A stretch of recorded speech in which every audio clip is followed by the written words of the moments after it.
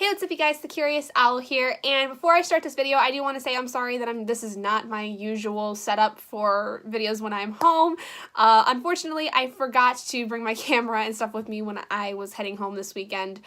So I'm basically having to record from my phone, which actually I think has much better quality than my camera does, but I don't like to use my phone a lot because I need it for other things other than videos. So anyway, today I am doing the On My Shelf book tag. This was created by Ian Broom, I think is his name. I will leave his link down in the description for you guys to go check out. This is a really interesting tag because it's not picking anything specific. This is a completely randomized thing where basically, depending on how many shelves you have, you basically pick a random number, the first number corresponding to the shelf, and the second number corresponding to a book number, like the number book on that shelf based on where and how your shelf is organized. Basically, I have 2 bookshelves in here, but what I've done is I have taken each of these cubbies, because if you guys can't really tell, you probably see it in some videos of mine before, that my shelves have cubbies, and each shelf has 9 cubby holes in it. So basically, I have done this where I have it 1 to 16 because 2 of the cubbies in this bookshelf are not used for books, and I wanted to avoid them because they just don't have books in them that I have.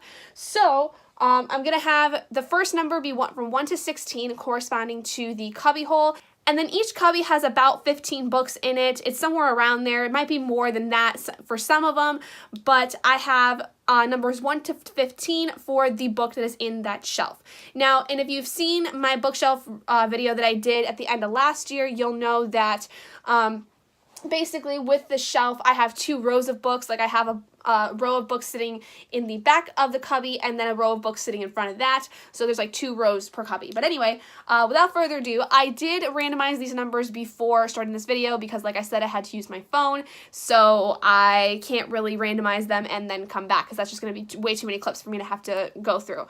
But, so without further ado, let's get started with the first one. So the first is in cubby 3 on the first shelf, and it is book number 3. That book is Halloween Party by Agatha Christie. Now, I only have this book because I needed it actually last semester for my class. We were basically talking about 20th century literature and discussing how it kind of has a still a place within contemporary standards. So this is a mystery novel. Agatha Christie is one of the most well-known mystery writers of all time. She was really popular, especially in like the mid-20th century, and this one in particular follows the main character named Poirot when he goes to this very small town in London on this case where a young girl is murdered, and they don't know how it happened, they don't know who must have done it, but basically she was seen as kind of like this liar kind of girl because she used to spin these really big stories that did not have any truth to them.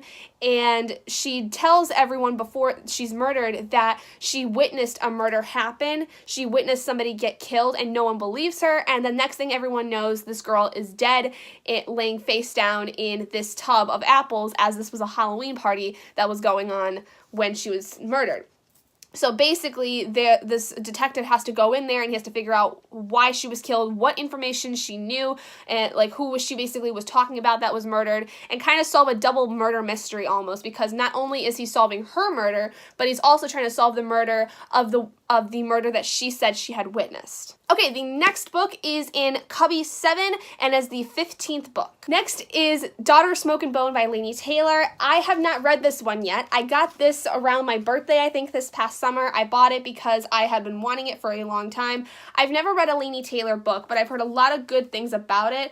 I don't even really know what this is supposed to be about. Next is back to the 3rd cubby and is the first book in the cubby. This one's a little hard to talk about because it's a concluding novel to one of my favorite series of all time, and that is Ever After by Elizabeth Chandler. This is the concluding novel to the Kissed by an Angel series by Elizabeth Chandler, and the most that I will say about it is that the story essentially surrounds around a young girl, a teenage girl, who loses her boyfriend in a car accident. He dies, and she always had this idea that there were guardian angels surrounding her, and she gets really, really down on herself and starts to lose her faith because she loses her boyfriend and starts to believe that there is no guardian angel surrounding her. But little does she know that her boyfriend has actually become her guardian angel, and the entirety of the series kind of surrounds around him watching over her and protecting her and trying to somehow maybe make his way back to her, but it's really hard to do.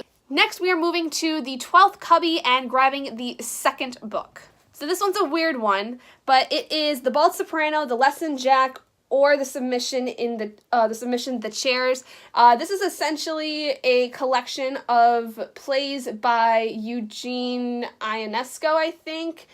I really have no idea. I only had this last semester for a dramatic theory class. We didn't even really go into it at all in the class. We spent a lot of time focusing on other things, and so we didn't even get to this one. So I have no clue what this is about. Book number 5 is in cubby 9 and is the 11th book. So I realized that cubby 9 does not actually have 11 books. I think it only has 4, so I am going to grab the last book that's in it, and that is American Street by E.B. Savoy. This is a young adult contemporary that discusses, I think, a girl that kind of has to deal with immigration. Like, she's trying to immigrate to the United States. I've not really read it yet, but I've heard a lot of good things about it. Basically, what it says here is that this family has to leave Port-au-Prince, Haiti, and is trying to immigrate to the United States, into Detroit, which is really interesting because I didn't know that. I didn't know that they were coming to Michigan, basically.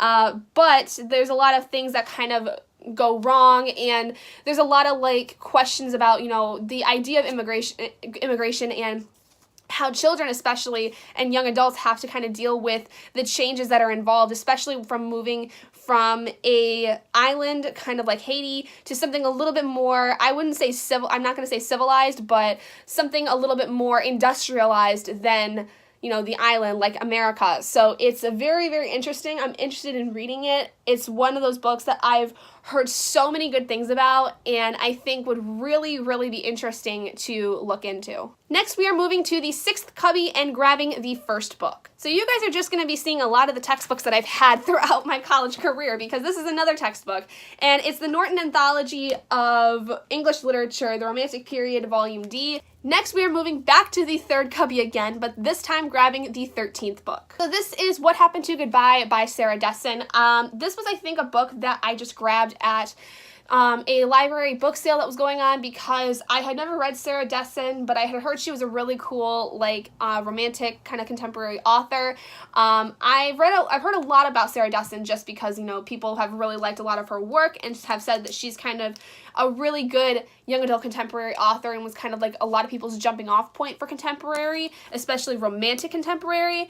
But I have not read this one yet, and I don't really know much about it other than I think that it has to do with someone who has to move away and it's really hard on them, or they're moving to somewhere and they have to, like, you know, change who they are. I don't really even know. Next, we are moving to the 1st cubby and grabbing the 14th book. So this one is the first book in the Sisterhood of the Traveling Pants series, The Sisterhood of the Traveling Pants by Anne Brashares. I just recently read this one like a couple months ago, and I had a really ranty review of how much I did not like this book. I thought it was very juvenile, and I don't think that this is a book that ages really well. Essentially, the plot of the story is that you have these 4 best friends who are all, for the first time ever, going to be doing different things throughout the summer. You've got several of them that are going away for different things, and one who is staying in their hometown to work, and they all kind of have their own little stories that go on, but they are all connected by this one pair of pants that somehow magically fits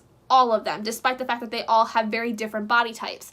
So they make it a plan to use this pair of pants as a way to stay connected throughout the summer and essentially pass it off to someone after a week or so and basically keep the memories that they have with the pants and retell it, you know, to their friend that they are passing it off to. I think the idea of it was really, really cool, and I totally understand how a lot of people really enjoyed this story at the time it came out. But there's a lot about it that it just does not age well. There's some jokes that are made that I don't think are right. There is a whole scenario involving one of the girls that gets involved with an older man that is very, very, it is not basically talked about well. It is not discussed well in terms of what happened. I just don't think that it honestly lives up to what I had expected, especially in a kind of time now where things of this nature are not looked at as positively or as rose-colored as they probably would have been 10 years ago. We're coming up on the last two books. So the next one is on the 14th cubby, and we are picking the 5th book. This one is just really a collection of poetry from July and August of 2013. I don't really know who all's in it. This was part of a collection that a teacher of mine had given me last semester. My dramatic theory teacher, actually.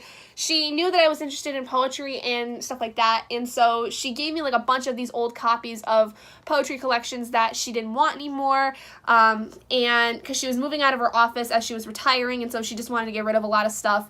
And she gave it to me. And now we're moving to the last book, which is on cubby 7 and is the 15th book. I just realized I've already talked about that one, so I'm going to pick the one that's after that one. So the book that was after American History by E.B. Zaboy in my shelf is a book called the PopOVA. Basically, this is a book that I had to read when I took a Gods, Monsters, and Immortality class that basically discussed different mythologies throughout the world. This is a collection of stories that was basically placed in South America, like Aztec kind of era. So there you guys go. Those are all of the books that I am going to be showing you guys for the On My Shelf tag. I picked about 10 books basically, and this was really interesting because it's very randomized. I have to kind of really, especially for the ones I've never read, I have to kind of give an idea of what I think about it, but some of these books I just have no clue about, and you got to see a lot of the textbooks that I've had to kind of accumulate over my college career, which is really interesting, which I did not expect. But I guess that's what happens when you put your stuff, like your college textbooks, with your actual bookshelf, because a lot of my college textbooks are literature based, so I actually want to keep them for future use. So I'm really happy with that. That's really cool. So anyway, thank you guys so much for joining me in this video. If you guys did enjoy it, please do give it a big thumbs up. And if you're not already and you'd like to be, hit that button down below and subscribe to become an owlet in our flock. And I will see all of you guys in my next video. Bye guys.